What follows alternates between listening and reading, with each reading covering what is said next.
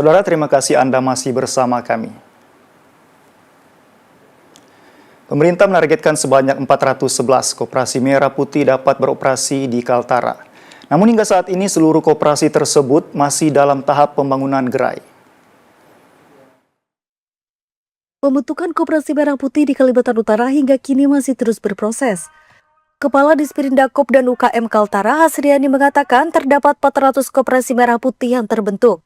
Dari jumlah tersebut, puluhan diantaranya dalam tahap pembangunan gerai. Pembangunan tersebut dibiayai melalui dana desa yang bersumber dari pemerintah pusat.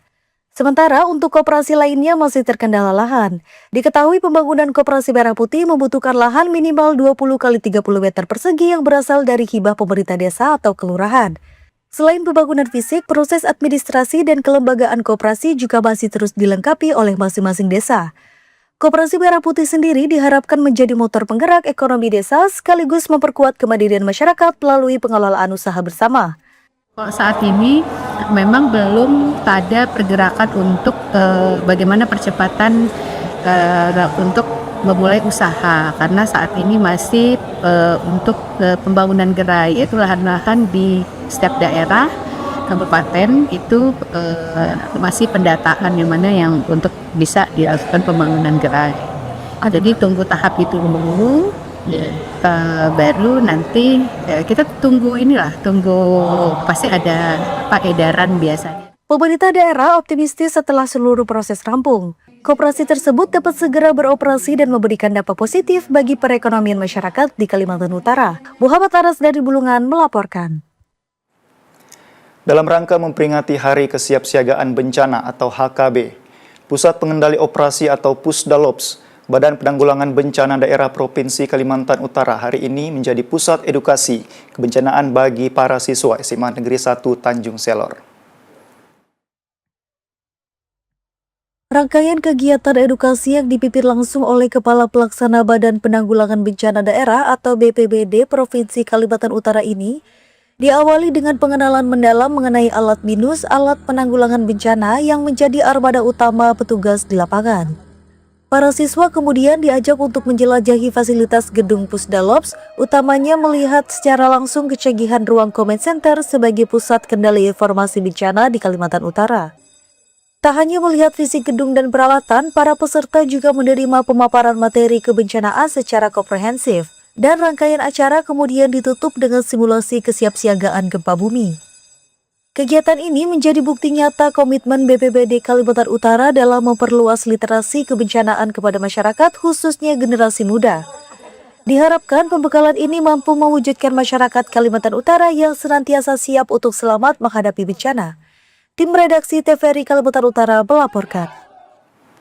Tentara Nasional Indonesia atau TNI melalui Satuan Tugas Pengamanan Perbatasan atau Satgas Pamtas Batalion Kavaleri 13 Satya Lembuswana bersama Tentara Darat Malaysia Batalion 7 Regimen Askar Melayu Diraja menggelar kegiatan patroli terkoordinasi seri 1 tahun 2026.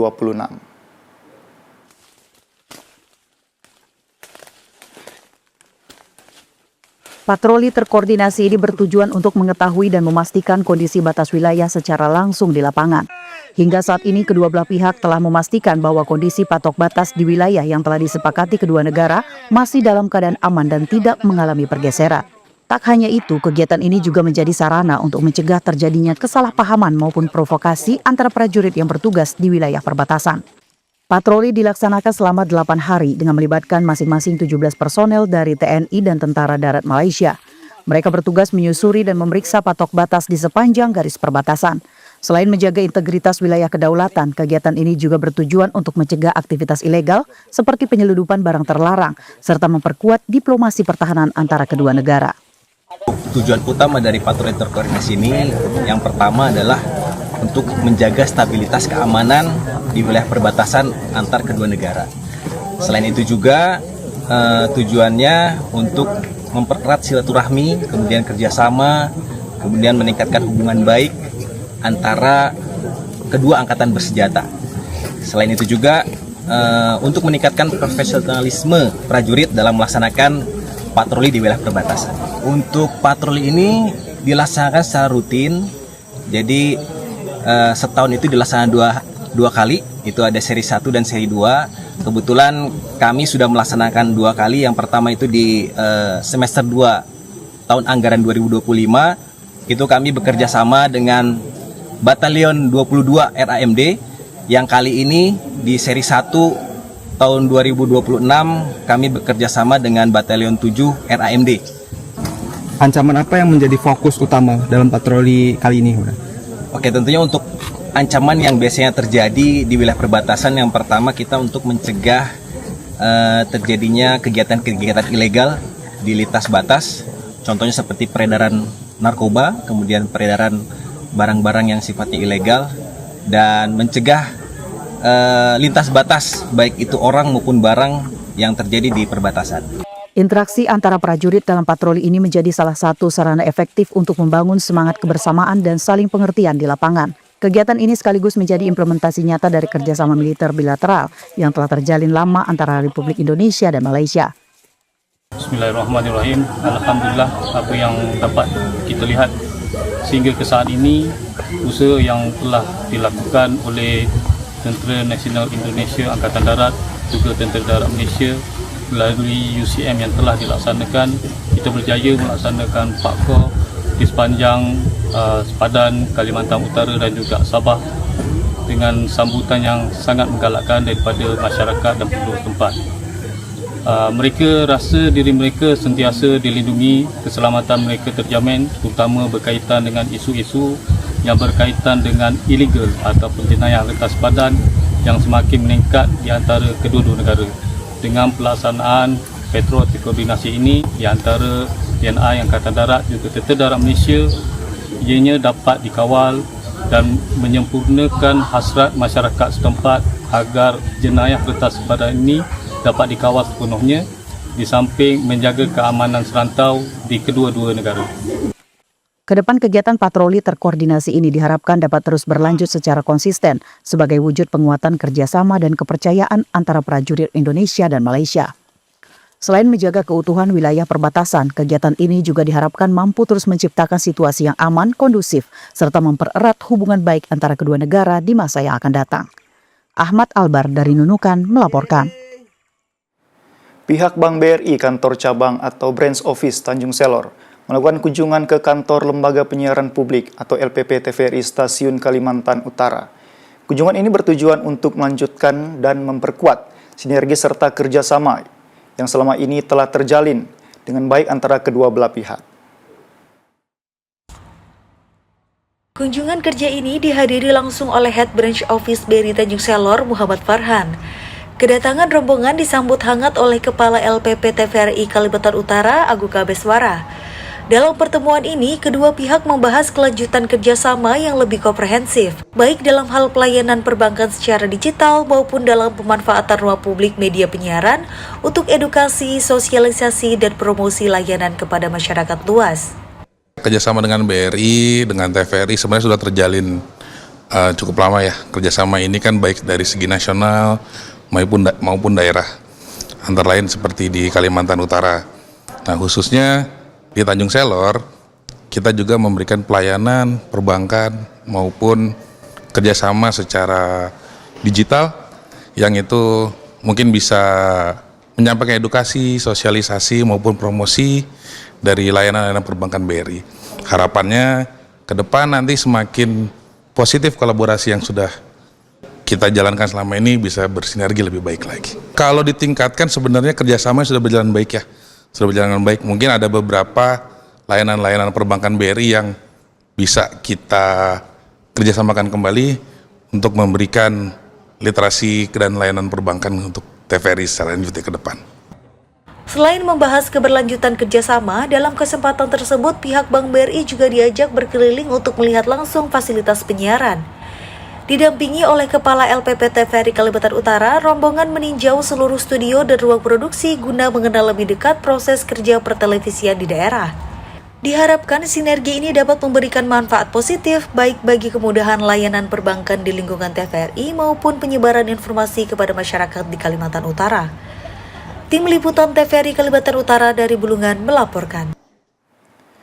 Menjelang Idul Adha 1447 Hijriah, Balai Karantina Hewan, Ikan, dan Tumbuhan BKHIT Tarakan Kalimantan Utara melakukan uji sampel darah terhadap ratusan ekor sapi. Hal tersebut dilakukan guna menghindari masuknya penyakit hewan sekaligus memastikan kesehatan hewan kurban terjamin. Uji sampel darah terhadap hewan kurban khususnya sapi dilakukan secara bertahap oleh petugas dari Balai Karantina Hewan Ikan dan Tumbuhan Kota Tarakan. Pengambilan sampel darah dilakukan petugas di sejumlah tempat penjualan hewan kurban seperti di kawasan Jalan Bayangkara dan Pasir Putih. Satu persatu hewan kurban jenis sapi diambil sampel darahnya untuk selanjutnya dilakukan pengujian di Balai Karantina. Dari 3 lokasi tersebut, sekitar 420 ekor sapi telah diambil sampel darahnya. Sebagian besar sapi berasal dari Gorontalo, Sulawesi Selatan dengan jenis sapi Bali dan Limosin. Para medik dari BKHIT Tarakan, Bambang Suryono, mengungkapkan bahwa pengambilan sampel darah tersebut guna menghindari penyakit hewan seperti penyakit mukut dan kuku hingga antraks. Selain itu juga untuk menjamin agar hewan kurban yang dijual dan dipotong saat Idul Adha dalam kondisi sehat dan layak konsumsi. Kan sapinya sekitar 420-an gitu. Kita lakukan kami sampel untuk memastikan bahwa ini sebelum ke masyarakat sudah di sampelnya dulu untuk antisipasinya kan. Waktu penyakit ini kan tidak harus pada sapinya, pada medianya juga bisa. Jika dari atas kapal dari angkat laut ini juga bisa. Makanya untuk memastikan sapi ini sehat dilakukanlah pengujian berlanjut. Sebenarnya sudah dilakukan di sana. Cuma harus diuji ulang di sini. Karena media membawa itu bukan di sapinya aja, banyak medianya itu. Sementara itu, jika ditemukan hewan kurban yang terjangkit penyakit, petugas akan langsung melakukan karantina hingga kondisi hewan membaik. Siti Ardiadi dari Tarakan melaporkan.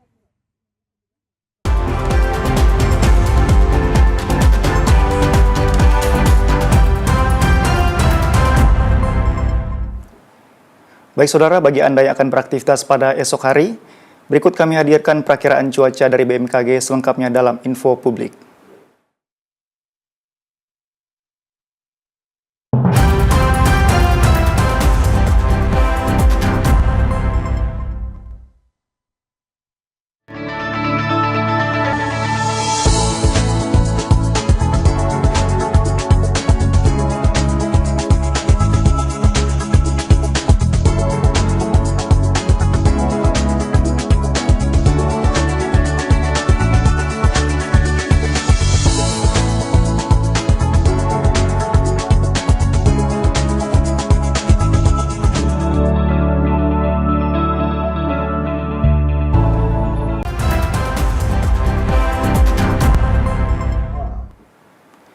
Dan bagi Anda yang baru bergabung bersama kami, berikut kami hadirkan ringkasan berita utama pada hari ini.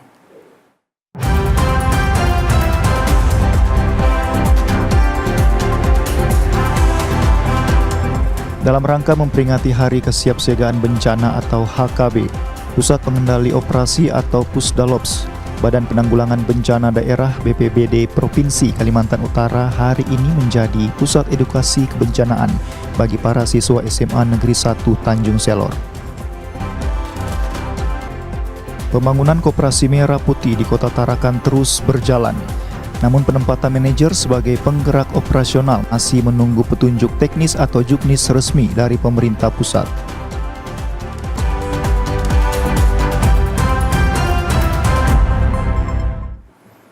Dan ringkasan berita utama tadi sekaligus menjadi akhir dari kebersamaan kita pada hari ini. Saksikan kembali Kalimantan Utara hari ini setiap hari pukul 16.30 waktu Indonesia Tengah di kanal 30 Digital atau di live streaming Instagram dan YouTube TVRI Kalimantan Utara. Akhir kata, saya Theos Marcel beserta tim kerja yang bertugas pada sore hari ini mengucapkan terima kasih atas kebersamaan Anda. Selamat sore, salam damai Benuanta, Kaltara di hati, dan sampai jumpa.